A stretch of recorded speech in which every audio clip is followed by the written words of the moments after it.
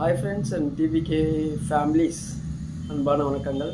நான் உங்கள் பாஸ்கர், உயர்நீதிமன்ற வழக்கறிஞர். நம்ம அந்நியர் அவங்க பேசியிருக்காங்க. நம்ம தளபதியோட ஜனநாயகத்தின் மூத்த மகன், ஜனநாயகம் போற்றும் எங்கள் தளபதி விஜய் அவர்களின் படத்தை எம்எல்ஏக்களும் மற்றும் நம்ம அமைச்சர்களும் பார்த்துட்டு அழுதாங்க. இது முக்கியமா, இது தேவைதானா? தமிழ்நாட்டில் நிறைய பிரச்சனை இருக்குது, அரிசி விலைலாம் ஏறி போச்சு, அதை பற்றிலாம் பேசாமல் இவங்க உட்காந்துட்டு படத்தை பார்த்துட்டு அழுதுட்டுருக்காங்களே, இதை தமிழக மக்கள் பார்த்துட்டு என்னடா இது அப்படின்னு நினைக்கிறாங்க அப்படின்னு அவங்க சொன்னாங்க. தமிழக மக்கள் பார்த்துட்டு தமிழக மக்களும் தான் அழுதுன்ட்ருக்காங்க. ஏன்னா தளபதியோட கடைசி படம் இது. நீங்கள் ஒரு எம்எல்ஏவாக இருக்கிறதுனால எதை பேசணுமோ அதை கரெக்டாக பேசுனீங்கன்னா அடுத்து எம்எல்ஏவாக இருப்பீங்க, இல்லை தமிழக மக்களால் தூக்கி எறியப்படுவீர்கள்.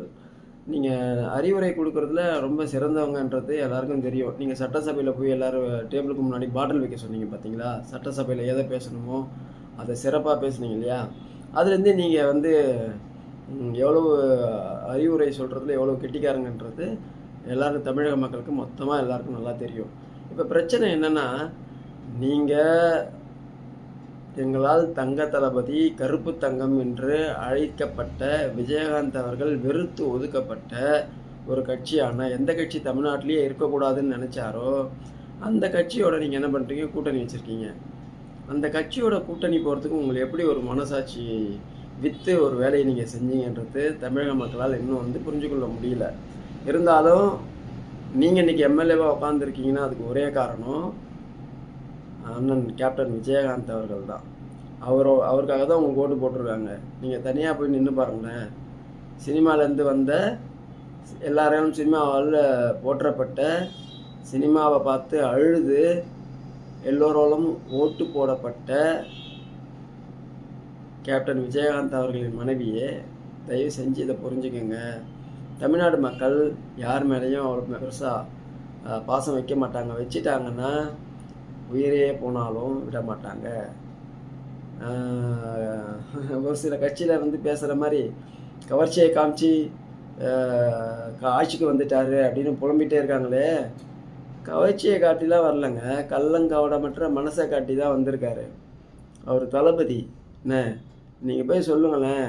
இன்றைக்கி ஜென்சி கூட்டம்னு ஒரு கூட்டத்தை வச்சுக்கிட்டு இன்றைக்கி இவங்க பண்ணுற அட்டூழியெல்லாம் தமிழக மக்களால் பார்த்து கொண்டு இருக்கப்பட்டிருக்கிறது. என்ன இவங்க காசு கொடுத்து ஊபிஸை கூட்டுட்டு வேலையை செய்ய சொல்லுவாங்க. எங்கள் கட்சியில் ₹1 கூட வாங்க மாட்டாங்க. எங்கள் தளபதிக்காக டே நைட்டு வேலை செய்கிறாங்க. தளபதி ஒருத்தன் ஒன்று சொல்லிட்டானா அவனை வச்சு செய்வாங்க. அதுதான் எங்களுடைய விர்ச்சுவல் வாரியர்ஸ். ஸோ தமிழ்நாட்டில் இன்ஸ்டாகிராம்னால வந்துட்டாங்க, சோஷியல் நெட்வொர்க்னால் வந்துட்டாங்கன்றதெல்லாம் எதிர்கட்சிகள் சொல்கிற என்ன அப்பட்டமான முழு பூசணிக்காயை சோத்தில் மறைக்கிற பொய். புரியுதுங்களா? அதாவது இவங்க செஞ்ச அட்டூழியம் 270 கோடியை தூக்கி ரேஸ் நடத்துந்து இதுவரையும் இத்தனை லட்சம் கடனை வாங்கிட்டு அதுக்கான சரியான கணக்கு இல்லை. ரோடை போட சொன்னால் பேட்ச் ஒர்க் பண்ணிட்டு அந்த ரோட்டுக்கான செலவு கணக்குகளை காமிச்சது, சுத்தமாக கஜானாவை கரைச்சது, இதெல்லாமே தான். அதாவது தமிழக மக்கள் என்ன ஒன்றும் தெரியாதவங்க நமக்கு ஓட்டு போட்டுருவாங்கன்னு நினச்சிட்ருக்கீங்களா? இனி உங்கள் பாட்சா வலிக்கவே வலிக்காது.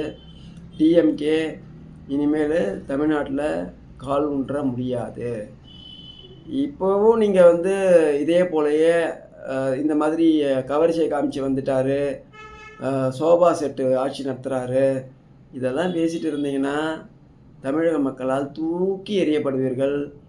நீங்கள் அடித்த காசை வச்சுக்கிட்டு எங்கேயும் போய் நிம்மதியாக வாழ முடியாது. உங்களுக்கு தெரியுமா கடவுள்னா என்னென்னு? இப்போது இத்தனை கோடி, எத்தனை லட்சம் கோடியே தமிழக மக்களோட காசு உங்கள் கட்சியில் நீங்கள் அடித்து வச்சுருக்கீங்க. வெறும் 10,000 வச்சுட்டு பிரிட்டன் போயிட்டாரு, ஊட்டி போயிட்டாரு, எங்கெங்கேயோ போயிட்டாரு, இன்னும் செலவு கணக்கு காமிக்கலை. ஆனால் நம்மளால் ஆட்சிக்கு வர முடியலன்னு உட்காந்து ஒப்பாரி வைக்கிறாரு பார்த்தீங்களா? அதுதான் கடவுள். இவ்வளோ காசு இருந்து என்ன பிரயோஜனம்? ஆட்சிக்கு வர முடியலையே அப்படின்னு ஒப்பாரி வைக்கிறீங்க பார்த்தீங்களா? அதுதான் கடவுள். நான் உங்கள்கிட்ட கேட்குறேன், இத்தனை கோடி அடிச்சு ஒரு நாளைக்கு நீங்கள் என்ன ஒரு காலையில் ஒரு 20 இட்லி, மதியம் ஒரு 4 தட்டு சோறு, நைட்டு ஒரு 20 தோசை சாப்பிட்ற முடியுமா? 4 இட்லி தான் சாப்பிட முடியும். புரியுதுங்களா? ஸோ இதுக்கு மேலேயும் வந்து ஒரு நல்ல ஆட்சி நடக்குதுன்னா, அந்த ஆட்சியை வந்து தட்டி கொடுத்து கண்டிப்பாக அதெல்லாம் எப்படிங்க உங்கள்கிட்ட எதிர்பார்க்க முடியும்ல? அதெல்லாம் நடக்க போகிறது கிடையாது. பட்டு சும்மா இருங்க போதும். சும்மா கவர்ச்சியில் வந்துட்டாரு, கதகளி ஆடி வந்துட்டாரு, இதெல்லாம் சொல்லிகிட்டு இருக்காதீங்க. தமிழக மக்களுக்கு ஏ டு செட்டு தெரியும். இனி சிஎம்னா விஜய் தான், எங்கள் தளபதி தான். வாய்ப்பே இல்லை. தேவையில்லாததை பேசாதீங்க. அந்நியார் அவர்களே உங்களுக்கும் தான். தயவு செஞ்சு அறிவுரையை சொல்லுங்கள். அறிவுரை சொல்லுங்கள், வேணான்னு சொல்லலை. நல்ல அறிவுரையாக பார்த்துட்டு சொல்லுங்கள். ஒரு 10 தடவைக்கு பக்கத்தில் இருக்கிறவங்க கேட்டுட்டு சொல்லுங்கள். நீங்கள் பாட்டுன்னு மைக்கை கிடச்சிது நீங்கள் பாட்டுன்னு அறிவுரை சொன்னீங்கன்னா அது நல்லாவே இல்லை. அந்நியார் அவர்களே, முக்கியமான விஷயம் சொல்ல மறந்துட்டேன், கண்டிப்பாக சொல்லி ஆகணும். வருகின்ற ஊராட்சி தேர்தலில் இன்னிலேருந்தே உங்கள் மைண்டில் ஏற்றிக்கிங்க. ஈச் அண்ட் எவ்ரி பிளேசஸில் ஒவ்வொரு தொகுதியிலையுமே டிவிகே ஆளுங்க தான் ஜெயிக்கணும். வார்டு மெம்பராக இருந்தாலும் சரி, மேயராக இருந்தாலும் சரி. அப்படின்னா மட்டும்தான் நம்ம அமைச்சர்களாலேயும் மற்றவர்களாலேயும் உங்களுக்கான நலத்திட்டங்களை சிறப்பாக செய்ய முடியும். ஸோ இதை மைண்டில் வச்சுக்கோங்க.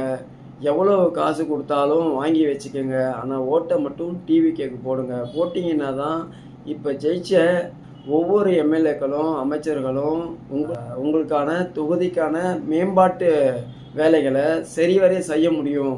அப்படின்றதுக்காக உங்கள்கிட்ட உங்கள் அனைவரும் டிவிகேவின் சொந்தங்களாகவே இருக்க வேண்டும் என்பது என்னுடைய அன்பான வேண்டுகோள். தயவுசெய்து மனதில் வைத்துக் கொள்ளுங்கள். நன்றி, வணக்கம்.